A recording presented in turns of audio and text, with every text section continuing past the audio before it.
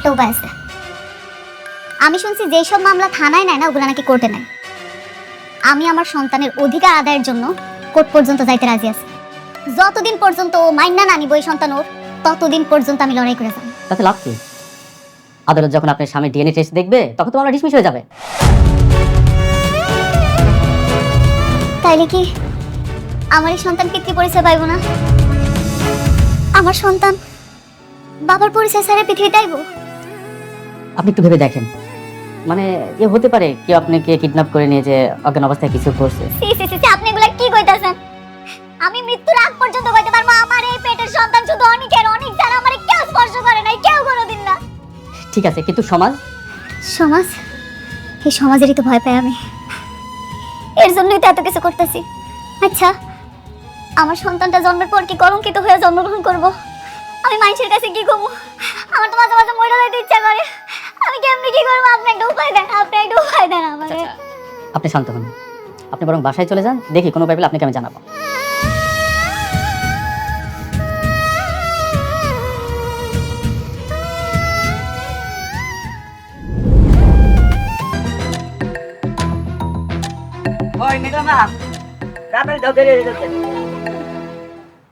আসসালামু আলাইকুম।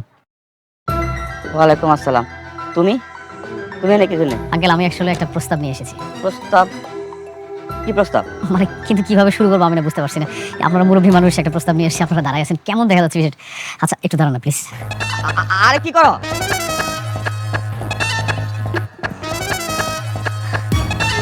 আপনারা বসেন না প্লিজ। বসেন না, বসেন বসেন বসেন। আরে বসা বসে পরে তুমি আগে কি কইতে চাইছিলে সেইটা কও। আঙ্কেল, আপনারা তো জানেন যে আসলে আমার বাবা মা নেই, আমি এতিম। আজকে যদি তারা বেঁচে থাকতো তাহলে এই প্রস্তাব নিয়ে হয়তো তারাই আসতো। আরে এসব আমারে কইয়া কি হইব? আচ্ছা বাবা, তুমি না কি প্রস্তাবের কথা কইলা, সেইটা করছো? আমি তো সেটাই বলতে চাচ্ছি, কিন্তু আপনারা তো দাঁড়িয়ে আছেন। একটু বসেন না, বসে শুনেন। না কও। আমি আপনাদের মেয়ে মেঘলাকে বিয়ে করতে চাই। কি? এই তুমি জানো না মেঘলা বিয়ে হয়েছে, মেঘলা জামাই আছে? আঙ্কেল হ্যাঁ জানি তো জামাই আছে, কিন্তু ও জামাই তো একটা বেইমান। আপনি দেখছেন না আঙ্কেল, ও নিজের সন্তানকে কিভাবে অস্বীকার করতেছে। আমি মেঘলাকে খুব ভালো করে চিনি, ভালো করে জানি, আর এটাও মানি আমি যে ওই সন্তানটা অনেকেরই। আর এই সমাজে আপনি চান না যে আপনার মেয়ের সন্তান একটা পৃথিবীর পরিচয় নিয়ে বড় হোক? সব ঠিক আছে, কিন্তু কিন্তু কি আন্টি, আমি তো সবকিছু জেনে শুনে মেঘলাকে বিয়ে করতে চাই। মেঘলার পেটে সন্তানের বাবা হবো আমি, আর আমি সবাইকে বলবো যে সন্তানের বাবা আমি। তখন আর ওই সন্তানের পরিচয় নিয়ে কোনো সংশয় থাকবে না, সমাজের মানুষ কিচ্ছু বলতে পারবে না। না না, মেঘলা এই বিয়েতে রাজি হইব না। আপনারা আছেন না, আপনারা বুঝাবেন। আপনি জানেন না আঙ্কেল, এই সমাজে একটা সন্তান পিতৃত্বহীনভাবে যদি বড় হয় তাকে কত কথা শুনতে হয়। সবাই তাকে বলবে যে যারও সন্তান, সেই সন্তানকে আমি কৃতিত্বের স্বাদ দিতে চাই। বাবা তুমি একটু মেঘলারে বোঝাও। আর আমি তো বুঝাবো, আর আপনারা তো গার্ডিয়ান মানুষ, আপনারাও বুঝিয়ে বলবেন। আর দেখুন, আমিও চাই মেঘলাই মানসিক যন্ত্রণা থেকে মুক্তি পাক, সেও বাঁচুক, আর আমি তার জীবনসঙ্গী হয়ে বাঁচতে চাই। ঠিক আছে বাবা, মেঘলা বাড়িতে আসুক, তারপর আমি মেঘলার সাথে আলাপ করুন, দেখি মেঘলা কি কয়। আচ্ছা ঠিক আছে, তাহলে আমি আজকে আসি। ভালো থাকবেন, আসসালামু আলাইকুম। ওয়ালাইকুম আসসালাম।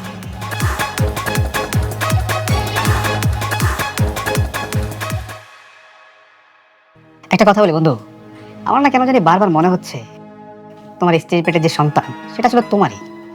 এই উদ্ভট কথাটা তুমি কিভাবে বলো? ডিএনএ টেস্ট করা হয়েছে, কিছুই মিল পাওয়া যায়নি। আচ্ছা ঠিক আছে, মিল পাওনি এটা আমি বুঝতে পারছি, তারপর মনের ভিতরে একটা ঘটকা লাগে, বুঝছো? বাচ্চাটা আসলে তোমারই অনেক। ডিএনএ টেস্ট তো ভুল হতেই পারে, তাই না? এইসব বাদ দিয়ে কাজে মনোযোগী হও। আমাদের যে সাইডের কাজটা চলছিল সেটার কাজ কত দূর? যত দ্রুত সম্ভব পার্টিকে হ্যান্ড ওভার করতে হবে। এটা আপডেট কি? জি স্যার, কাজগুলা এই উইকের মধ্যে হয়ে যাবে। ঠিক আছে, যত দ্রুত সম্ভব কমপ্লিট করো। এই ফাইলটাতে আমি সিগনেচার করে দিয়েছি, এটাও কমপ্লিট করবে না।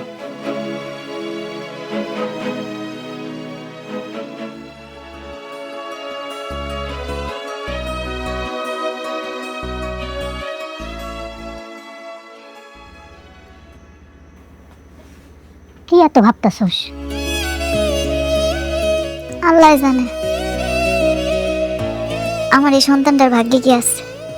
জন্মের আগে কত কিছু সহ্য করতেছে, ওর জন্মের আগে ওর বাবার পরিচয় লইয়া কত কাহিনী হইতেছে। তোর সন্তানের বাপের পরিচয় দেওয়ার একটা উপায় পাইছি। কি উপায়? কি লাগিস? কইতে দাও। আজকে না তোর জন্য একটা বিয়ের প্রস্তাব আইছে। ছেলেটা ভালোই, তোর সব কথা শুই না যাই না তোর বিয়ে করতে রাজি হইছে। কি কইতাছ মেডি? আমার তো এখনো ডিভোর্সই হইল না, তোমরা আবার আমার লাগা বিয়ে ঠিক করে লাইতাছো। তোমার কইতে বলা। আরে কম না, কইতে দাও। তোর জন্য বিয়ের প্রস্তাব আইছে দেখি তো কথা কইছি। তোর বাচ্চার বাপের পরিচয় দরকার, সে তোর বাচ্চার বাপ হইতে চায় না। দরকার নাই, আমার সন্তানের বাপের পরিচয় অনেক অনেক ছাড়া আমি কাউরে আমার এই সন্তানের বাপ স্বীকার করুম না, বুঝতে পারছো? তোমার কইতেছি কথা কইতে বলা, হ্যাঁ? তারপর বক বক বক বক করতে চাই। আজের পেছনে লাগাইছে।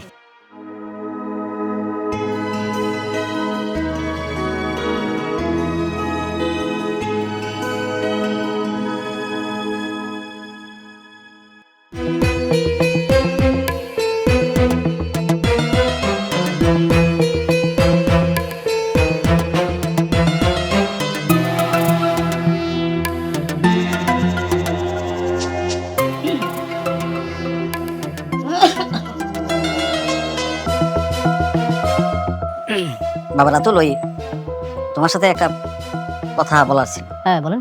না, তোমার চাচি বলতেছিল তুমি নাকি ওই যে অনেকের বোরে বিয়ে করবে, এরকম নাকি একটা ফাইনাল ডিসিশন তুমি নিয়ে ফেলছো। হ্যাঁ নিয়েছি তো, কিন্তু কেন নিয়েছি সেটা তো বলেছি। আমি বলতেছিলাম কি, মানে তুমি অনেকের বোরে বিয়ে করা অসুবিধা নেই, আমাদের কোনো আপত্তি নাই, কিন্তু তার আগে আমার মেয়েটারে বিয়ে করে ফেলো। মানে আমার মেয়েটারে তোমার বড় বউ হলো, আমরা এই বিয়েটা না হাইড করে রাখবো, তবে বলবো না, বলবো না। আর আঙ্কেল আপনারা কি মানে কিসের মধ্যে কি পান্তা ভাতে কি? শুনেন, ভালোবাসা দিয়ে না পান্তাও হয় না। ভালো বন্ধু কিছু খাইতে গেলে ব্যাংক ব্যালেন্স লাগে। কোথায় আমি স্বপ্ন দেখতেছি আকাশ স্বর, আপনারা দেখতেছেন আমাকে নর্দমায়। বাবা, তুমি এমন ভাবে কথা বলতেছো কেন? মা, এখন আর আমাকে হয়তো আর ওর ভালো লাগে না, পুরনো হয়ে গেছি তো। কথায় আছে না, টাকার গন্ধ পেলে মানুষ সম্পর্কে স্বাদগুলো তেতো হয়ে যায়। আরে সবে মাত্র আমি হাজার হাজার কোটি টাকার মালিক হওয়ার স্বপ্ন দেখা শুরু করছি, আর আপনারা সবাই উঠে পড়ে লাগছেন কিভাবে আমার স্বপ্নটাকে ভেঙে ফেলা যায়। মানে আপনার কেমন মানুষ বলেন তো? আচ্ছা বাবা, তো তুমি উত্তেজিত না, আমি একটা কথা বলি, মানে তুমি আমার মেয়েরে বিয়ে করবা তো? মানে আশ্চর্য হয়ে যাই আমি আপনাদের আচরণ দেখে। মানে কেন বিয়ে করবো না? এমন অবিশ্বাস করেন কেন সবসময়? আসলে তুমি সবসময় প্রতারণা নিয়েই তো প্র্যাকটিস করে থাকো, এই জন্যই ভয়টা লাগে। দেখো বাবা, তাসের ঘর আর বালুর ভাত সেটা কিন্তু বেশি দিন টেকে না। আপনি কি বলেন? কিছু বলি না, যাই চলো, হ্যাঁ ঠিক আছে, ঠিক আছে।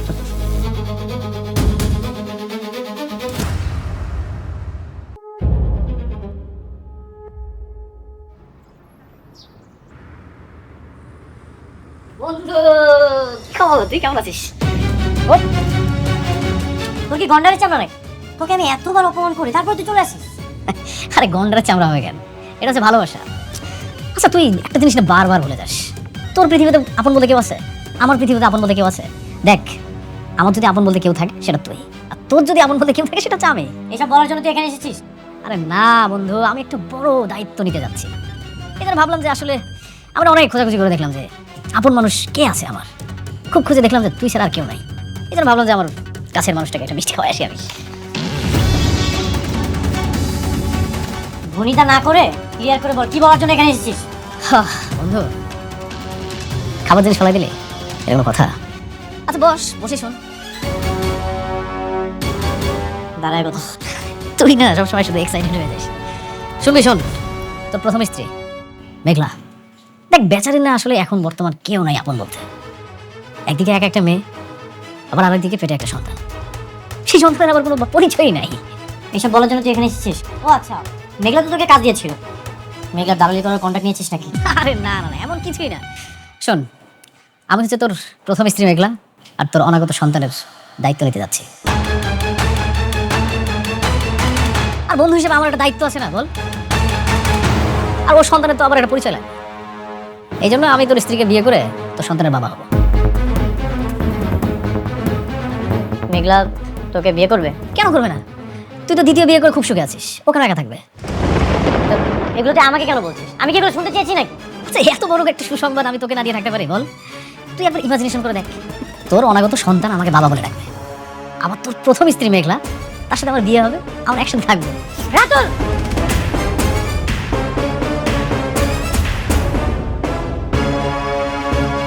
নেক্সট টাইম কিছু উল্টাপাল্টা কথা বললে হিসাব করে কথা বলবি।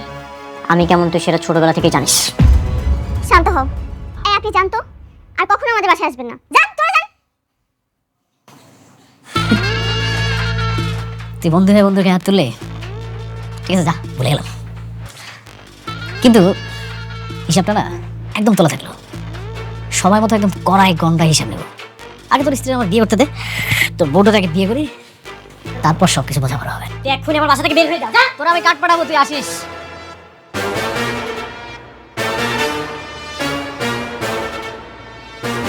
ওর এত বড় সাহস আমার সামনে দাঁড়িয়ে আমার সাথে উল্টাপাল্টা হয়ে কথা বলে।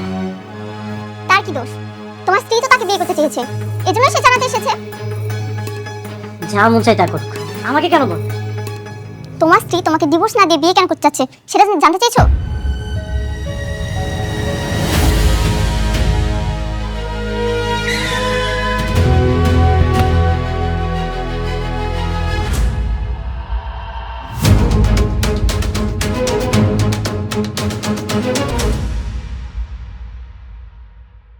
তুমি তুমি এখানে কেন?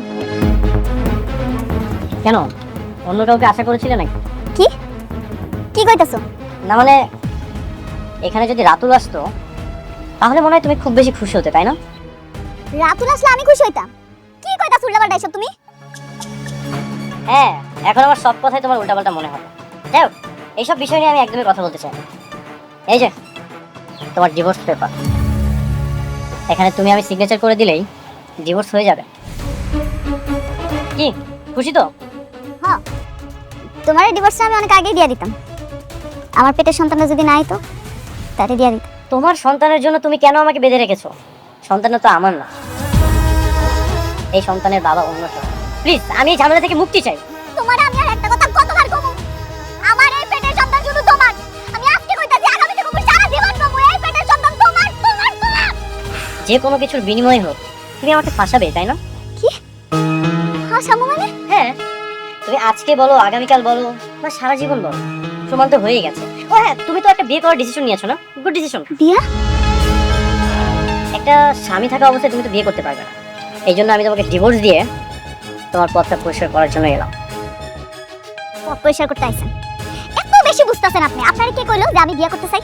যে তোমাকে বিয়ে করবে সে আমার বাসায় এসেছিল। কি? রাতুল, আমি এখন একদম ক্লিয়ার কেন তুমি আমাকে কাজটা না দিয়ে রাতুলকে দিয়েছিলে। সমস্যা নেই, তোমরা দুজন বিয়ে করো, অনেক বেশি হ্যাপি থাকো, আমি মন থেকে দোয়া করি। আরে আমার জীবনে আমি একটাই ভুল করছি, সেটা আপনারে বিয়ে করা। এই ভুল আর জীবনে দ্বিতীয়বার করতে চাই না। আমারে কোনো পুরুষ বিয়ে করতে পারবে না। তাহলে কি সে আমাকে মিথ্যা বলবো? তুমি যদি তাকে না জানাতে তাহলে তো সে আমাকে বলতো। আচ্ছা, এগুলো শুনেই বা আমি কি করবো? তাই না, ডিভোর্স পেপার এখানে সিগনেচার করে দিও। আমি কোনো ঝামেলা চাই না, তুমি আমাকে ডিভোর্স দিয়ে আমাকে মুক্তি দাও।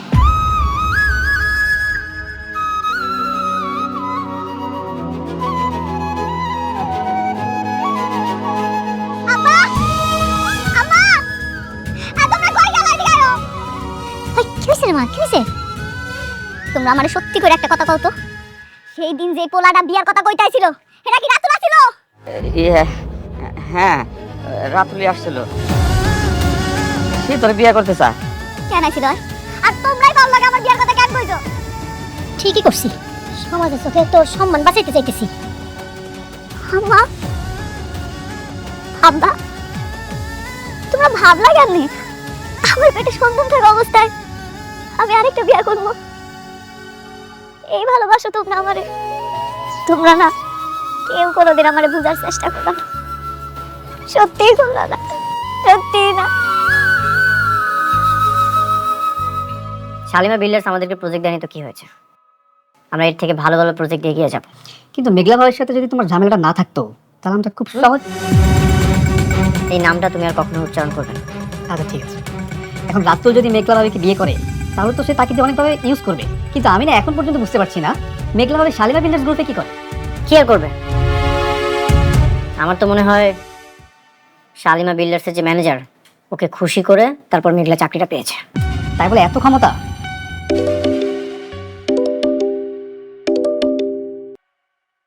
হ্যালো,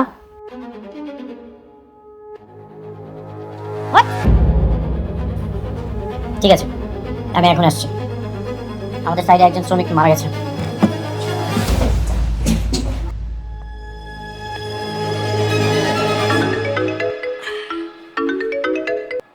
হ্যালো, আসসালামু আলাইকুম। আচ্ছা, উত্তরা 17 নম্বর সেক্টরে একটা প্রজেক্টে একজন শ্রমিক কাজ করতে গিয়ে অ্যাক্সিডেন্ট করে মারা গেছে। আপনারা এই ব্যাপারে কোনো ব্যবস্থা নিচ্ছেন? ব্যবস্থা নেবো কি নেবো না সেটা তো আমাদের ব্যাপার, কিন্তু আপনি কে? আমি শ্রমিক ইউনিয়নের সভাপতি।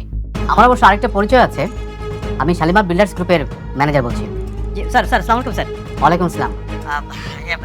আসলে সরি, মানে আমরা এখনো পর্যন্ত খবরটা পাইনি, তো এই মাত্রই শুনলাম আপনার মুখ থেকে, যে কারণে এখনো পর্যন্ত কোনো ব্যবস্থা নিতে পারিনি।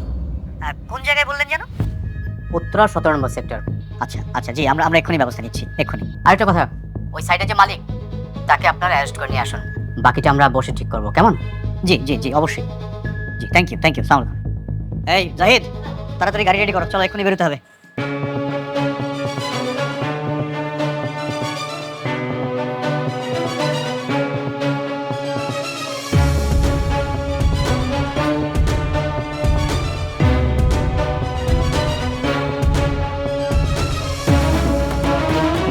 কিভাবে কি হলো?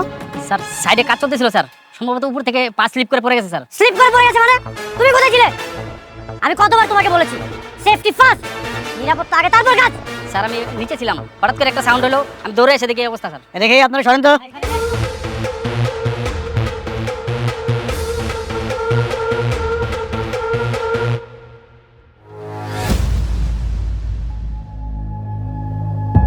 ওরে বাবা, এখানে তো কোনো ধরনের কোনো সেফটির ব্যবস্থা নাই, কোনো সিকিউরিটি নাই।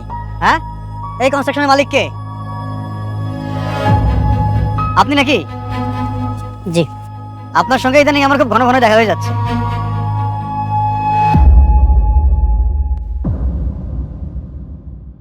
চলেন, থানায় চলেন আমাদের সাথে।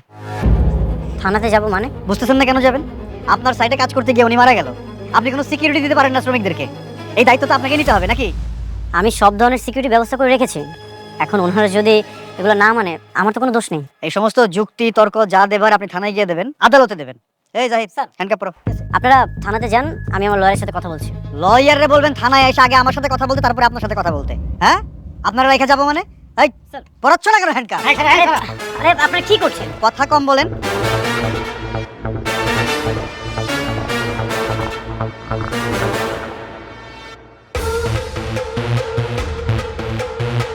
নিয়ে আসো তাড়াতাড়ি, এই সরেন আপনারা। আরে তুমি ডেড বডিটা পোস্টমর্টমের ব্যবস্থা করো। হ্যাঁ, নিয়ে আসো।